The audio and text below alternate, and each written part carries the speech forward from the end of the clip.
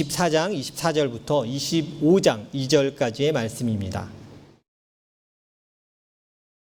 자리에서 일어나셔서 한 목소리로 봉독하도록 하겠습니다. 함께 봉독합니다. 며칠 뒤에 벨릭스가 유대인 여자인 자기 아내 두루실라와 함께 와서 바울을 불러내어 그리스도 예수를 믿는 믿음에 관하여 바울이 설명하는 것을 들었다. 바울이 정의와 절제와 장차올 심판에 관해서 말할 때에 벨릭스는 두려워서 이제 그만하면 되었으니 가시오. 기회가 있으면 다시 당신을 부르겠소 하고 말하였다. 동시에 그는 바울에게서 돈을 받을까 하고 은근히 바랐다. 그래서 그는 바울을 자주 불러내어 이야기를 나누었다. 2해가 지난 이후에 부르기오 베스도가 벨릭스의 후임으로 직책을 맡게 되었다. 그런데 벨릭스는 유대 사람의 환심을 사고자 하여 바울을 가둔 채로 내버려 두었다. 베스도가 부임한 지 사흘 뒤에 가이사랴에서 예루살렘으로 올라가니 대제사장들과 유대 사람의 지도자들이 그에게 바울을 고발하였다. 그들은 그에게 줄곧 졸랐다. 아멘. 앉으시기 바랍니다. 오늘은 두려움에 올바로 반응하라라는 제목으로 함께 말씀 나누도록 하겠습니다. 요즘 가끔 뉴스를 보면 한국에서 어린 시절 사실 멋모르고 했다고 할 수 없습니다. 학교 폭력을 저질렀다가 그것들이 성인이 된 이후에 드러나서 곤욕을 치르는 유명인들이 가끔 뉴스에 나옵니다. 자신의 앞길을 망치는 사람들이 참 많이 있죠. 제가 근래 1, 2년만 해도 열 손가락이 몇 명 꼽을 것 같아요. 운동선수도 있었고요. 때론 정치인도 있었어요. 자녀의 학교 폭력에 대한 거 문제로도 때론 낙마하기도 하고요. 또 어떤 사람은 연예인 데뷔했는데 계속 소리가 뭔가 돌고 있습니다. 네. 네. 계속 학교 폭력을 저질렀던 것에 대해서 미투라고 그러죠. 그것들을 계속 나는 저 사람한테 당했는데 저 사람이 인기를 얻고 스타가 된 것들을 도대체 난 볼 수가 없습니다. 나에게 공포입니다라는 걸 이제 인터넷상에 올려서 결국 그 사람들이 은퇴도 아닌데 소리 소문 없이 사라지는 경우들이 꽤 많이 있습니다. 왜 한국 사회가 이럴까? 이런 생각을 가끔 해봐요. 저는 몇 가지 문제가 있지만 사회학자가 아니니까요. 제가 문제라고 여겼던 것 중에 하나는 폭력을 너무 미화하는 겁니다. 어릴 때 그럴 수 있지. 그리고 여러분 아실 거예요. 한국에서 인기 있었던 한 20년 전만 해도 극장가에서 유행했던 영화들은 다 조폭에 관련된 영화였어요. 그죠? 예전에 조폭 마누라 이런 것도 있었고 가문의 영광도 다 그런 얘기예요. 사실은. 그러니까 대부분이 폭력이 웃기고 정당화될 수 있는 것에 대해서 되게 아무렇지 않게 이야기하고 그냥 받아들였습니다. 그래서 폭력에 대해서 그렇게 문제 삼지 않았던 거죠. 그런 것도 사회적 문화가 분명히 있다고 생각을 합니다. 그리고 학교가 우리가 지금 크고 보니까 그렇잖아요. 학교가 작은 사회였던 거예요. 그래서 그 안에서 힘이 있는 아이들이 자신들이 real power를 가진 것처럼 사람들 위에 conquer 했다고 그래요? reign 했다고 그래야 되나요? 사람들을 정복하고 다스리는 것처럼 했죠. 때로 그런 학교 폭력들이 오래되면 아이들이 이렇게 자책합니다. 당하는 피해자애들이 이렇게 자책을 해요. 내가 못나서 친구들이 나를 괴롭히는 건 아닐까? 그럼 그때 상담가나 어른들이 해줘야 될 말이 뭘까요? 어른들이 하지 말아야 될 말은 그거래요. 네가 좀 잘하지 그랬어. 절대 해서는 안 되는 말.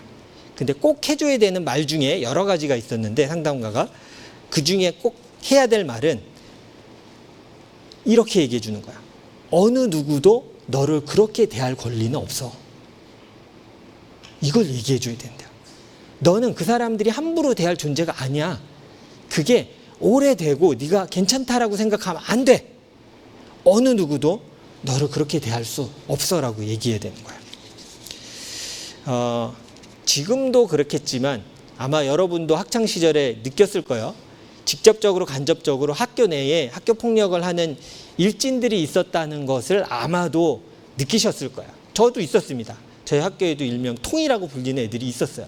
몰려다니고 학교 끝나면 자기네들끼리 이렇게 오토바이 쇼바 이만큼 올려갖고 불황대고 이런 애들이 있었습니다.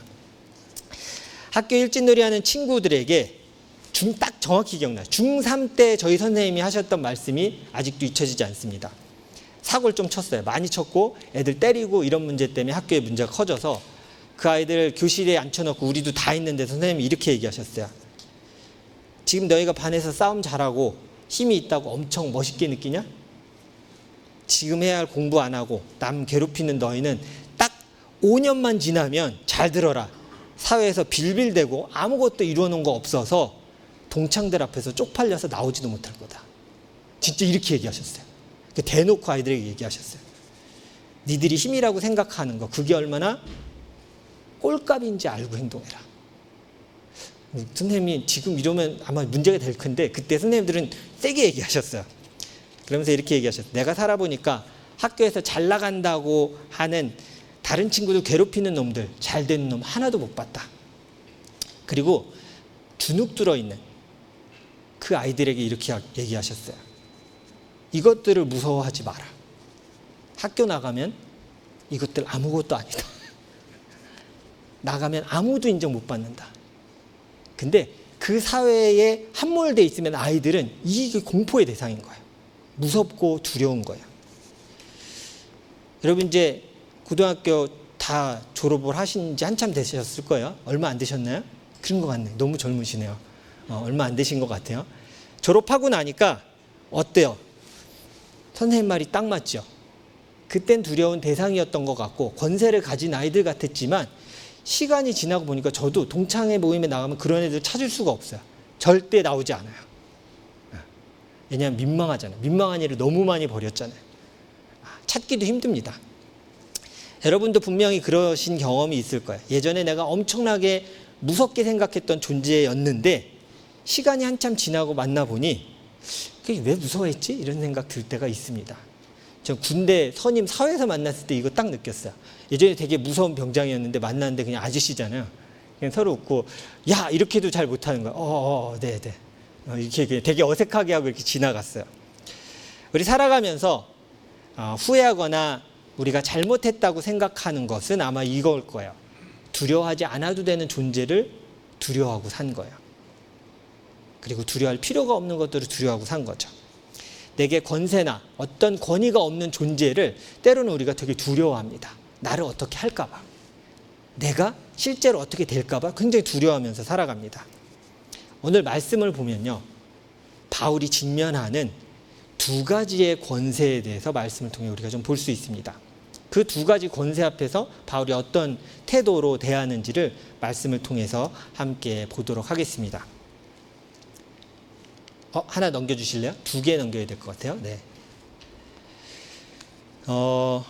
하나만 더 넘겨주십시오. 지도를 한번 보도록 하겠습니다. 이제 3차 전도행이 다 끝났고 바울은 투옥됐습니다. 감옥에 갇혔고요. 이제 로마로 압송되는 로마행, 누군가는 이걸 4차 전도 여행이라고도 표현하지만 이제 시작이 됩니다. 지금까지 한 주간 우리가 큐티할 때 봤던 상황은 이겁니다. 예루살렘에서 유대인들이 바울을 죽이려고 했죠. 제가 새벽 기도회 때도 잠깐 말씀을 드렸죠. 죽이려고 해서 호송 군인을 붙여서 470명 정도로 붙여서 예루살렘에서 가이사라로 호송을 합니다. 여기서 여기까지. 그래서 지금 여기에 있는 게 오늘 우리가 읽은 본문의 배경입니다. 가이사라에서 일어났던 일입니다. 가이사라에 바울이 도착하고 며칠 후에 총독인 벨릭스는 자기 아내와 함께 바울을 불러냅니다.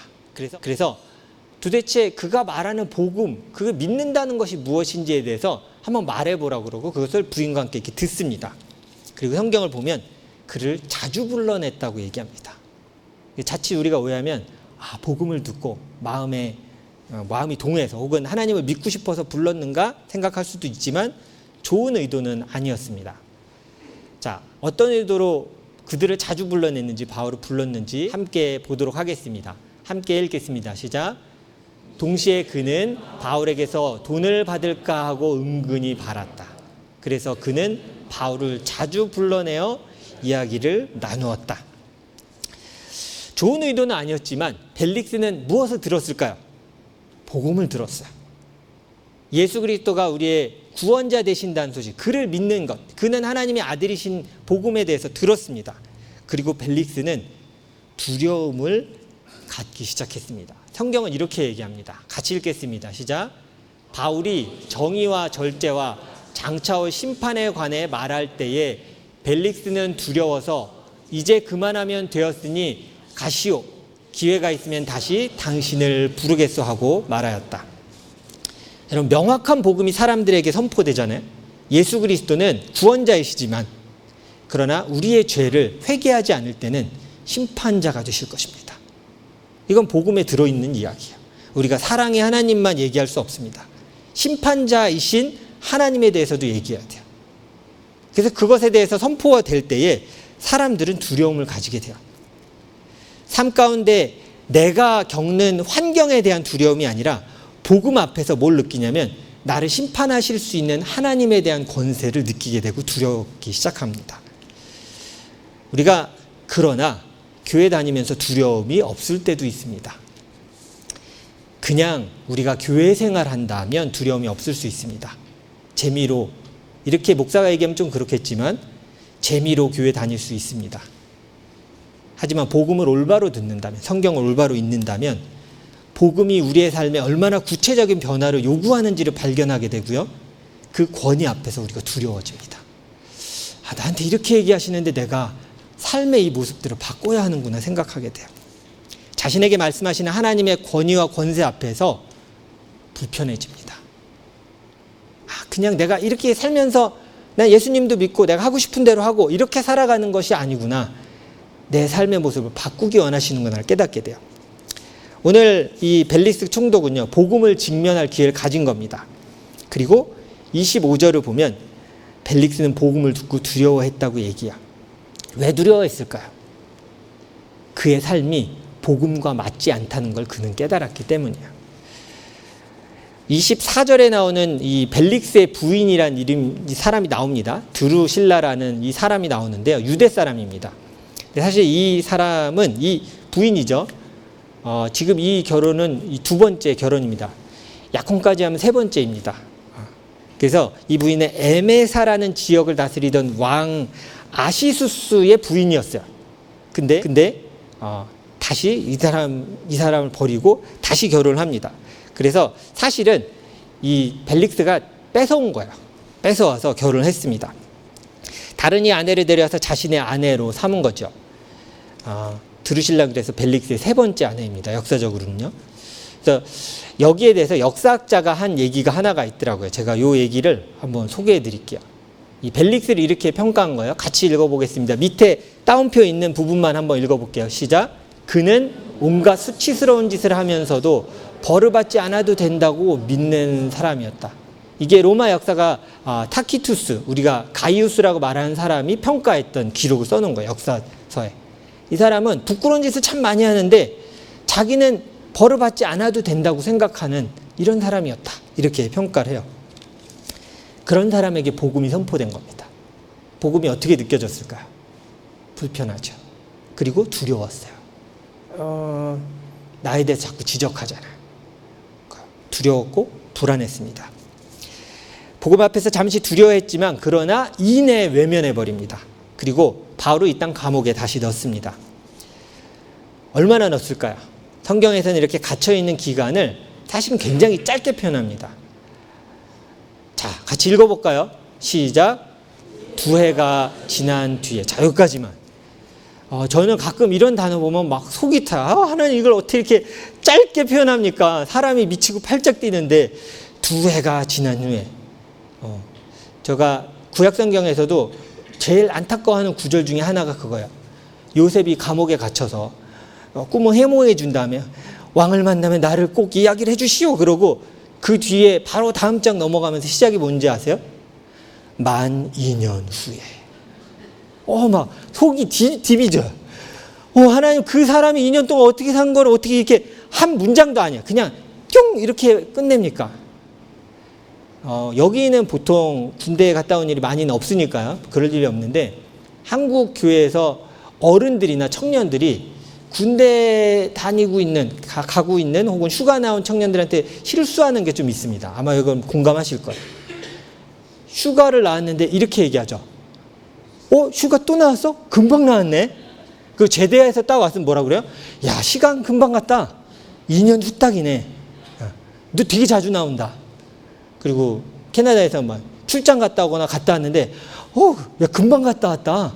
이렇게 얘기하시면 안 돼요. 자, 따라해 보세요. 너무 수고했어. 이렇게 얘기해 줘야 돼요. 아우, 시간 되게 빨리 가. 벌써 왔어. 이러면 안 돼요. 전 이 구절을 보면서 우리가 하지 말아야 될 걸 깨달았어요. 이렇게 짧은 말로 어떤 사람의 고난의 기간을 쉽게 평가하면 안 돼요. 2해 동안 감옥에 갇혀 있었던 겁니다. 이 벨릭스라는 사람이 뭐 얻을 게 없을 것 같으니까 그냥 계속 가둬두고 한 번씩 불러냈던 거예요. 벨릭스는 하나님의 말씀 앞에서는 두려움을 외면했어요. 몰라. 그리고 외면했어요. 근데 그가 뭘 두려워했냐면요. 세상의 시선과, 여기 한번 보세요. 자, 그 밑에 한번 읽어볼까요? 그런데 벨릭스는 유대 사람의 환심을 사고자 하여 바울을 가둬둔 채로 내버려 두었다. 2년이 지났는데 총독이 다른 사람으로 오기로 했는데 그냥 두고 나간 거예요. 왜요? 유대인의 환심을 사고 싶었어요. 사람들의 시선은 무섭고 두려웠어요. 근데 누구의 말씀은 두렵지 않았어요? 하나님의 말씀 두렵지 않았어요. 사람들의 시선과 눈은 두려웠습니다. 그런데 성경은 이런 두려운 상황 앞에서 다르게 행동하는 또 한 사람을 보여줍니다. 그가 바로 바울입니다. 저는 그래서 이 바울을 이렇게 표현하고 싶었어요. 더 큰 권세에 속한 사람의 담대한 사람이에요, 바울은. 근데 담대한 이유가 뭐냐면 내가 속한 권세는 너의 권세보다 훨씬 위에 있어라고 그는 알고 있었던 사람인 거예요. 하나님께서 벨릭스가 어쩌면 회개할 기회를 주신 겁니다. 근데 벨릭스는 그 기회를 놓쳐버렸어요. 그리고 외면했습니다. 그냥 하나님 앞에서 자신의 죄악된 삶에 대한 찔림이 조금 있었어요. 근데 이내 외면했어요. 몰라. 어느 누구도 나를 벌할 수 없어. 정말 두려워해야 될 권세를 무시했고 외면했어요.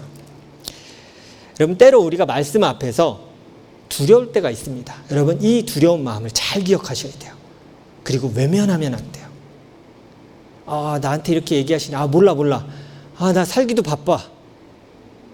여러분, 그 두려움의 순간은 우리가 주께로 돌이킬 수 있는 기회를 주신 겁니다. 우리가 두려움의 방향을, 삶의 방향을 어디로 가져가야 할지 깨달아야 할 때 말씀 앞에서 두렵게 만드십니다. 벨릭스는 누구도 자신을 심판할 수 없다고 여기는 거만한 자였어요. 그 말씀과 난 상관없어. 그건 진짜 나쁜 사람들을 향해 주신 거고 난 괜찮아. 나한테는 해당이 없어. 심판의 말씀도 나랑은 상관이 없어. 라고 두려움을 외면했습니다.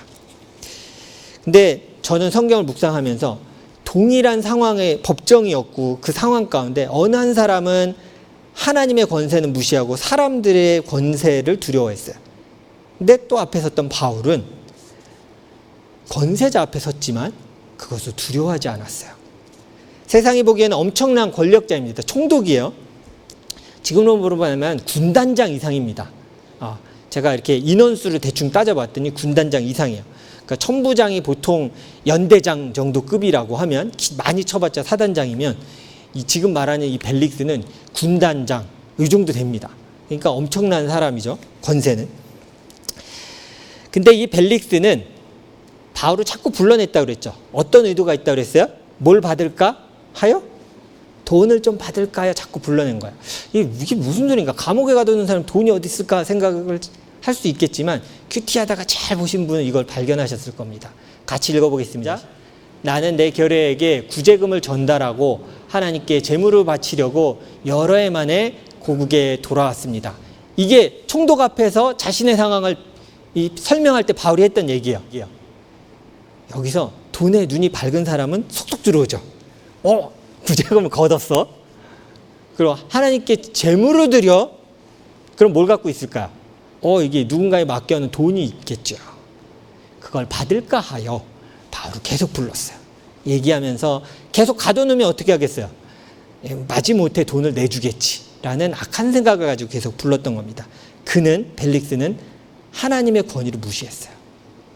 그리고 사람의 권위, 돈의 권위에 사로잡혔던 사람이었습니다. 때로 우리가 바울의 모습을 볼 때, 그리고 벨릭스의 모습을 볼 때 그냥 이렇게 대충 지나갈 수도 있어요. 그런데 명확히 우리가 알고 지나가야 됩니다. 바울은요, 하나님 앞에서 벨릭스의 권세가, 그의 authority and power가 얼마나 가치 없는지를 깨달았어요. worthless인지를 깨닫게 된 거예요. 저 벨릭스가 가진 힘이 하나님의 권세에 비교하면 아무것도 아니야라는 걸 알고 있었어요. 그래서 법정 안에서도 담대했던 거예요. 너는 로마의 권세를 가지고 내게 오지만 나는 누구의 권세로 가요? 창조하신 여호와 하나님의 권세 아래서 너에게 나간다요. 다윗 같죠? 두려워하지 않았어요.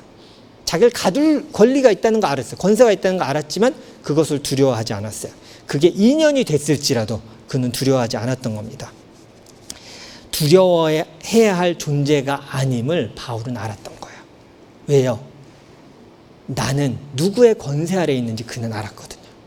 나를 다스리시고 내 주인 되신 분은 천지를 창조하신 여호와 하나님 되신다.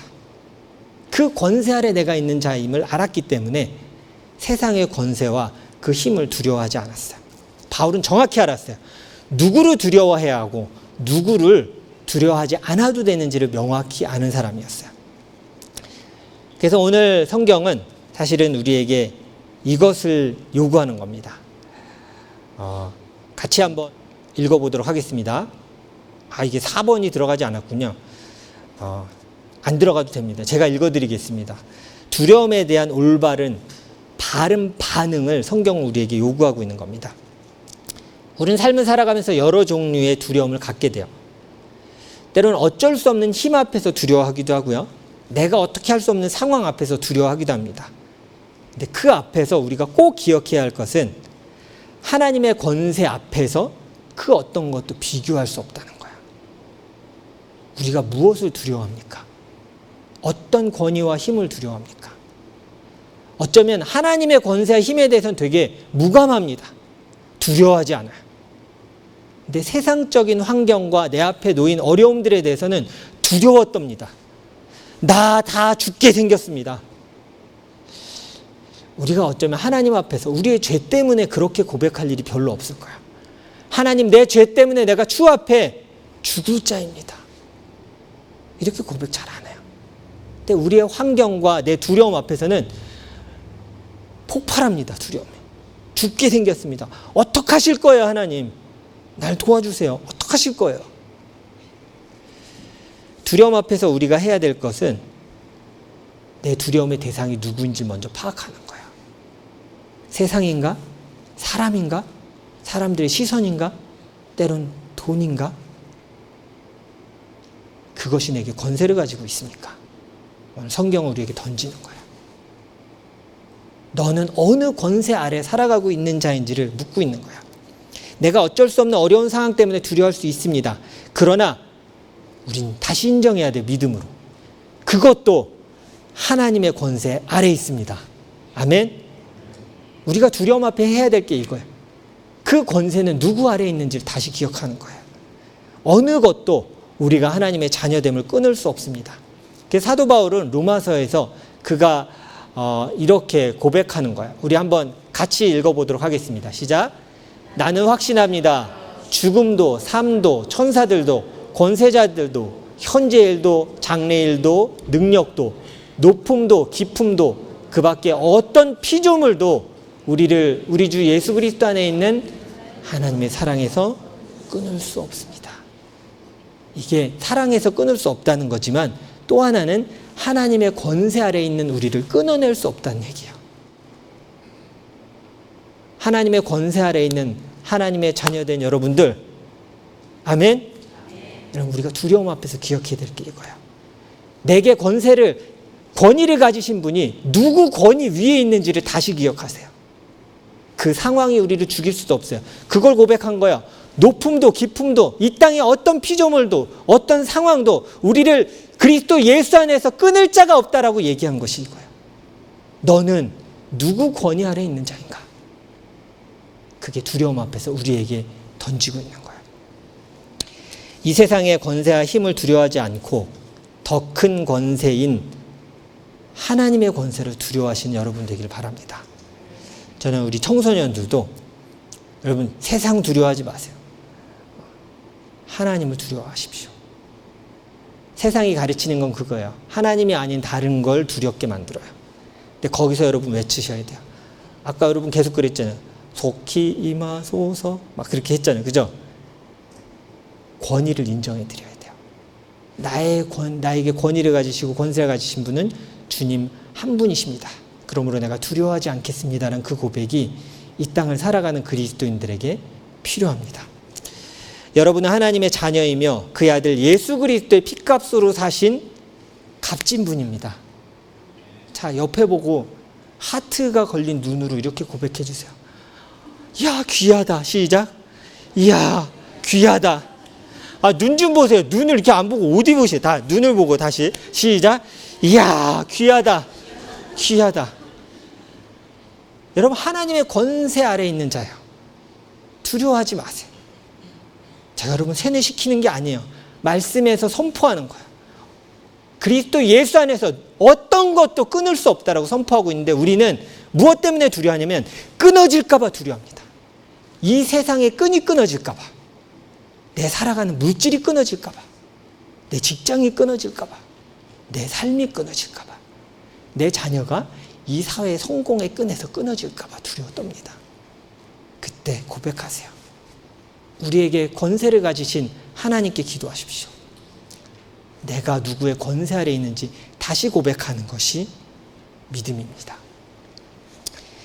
이 땅의 삶을 두려워하지 않고 오직 하나님의 말씀만 두려워하는 여러분 되시기를 축원합니다. 그리고 두려움 앞에서 올바로 반응하는 주님의 담대한 자녀로 살아가기를 주님의 이름으로 축원합니다. 우리 함께 기도하겠습니다.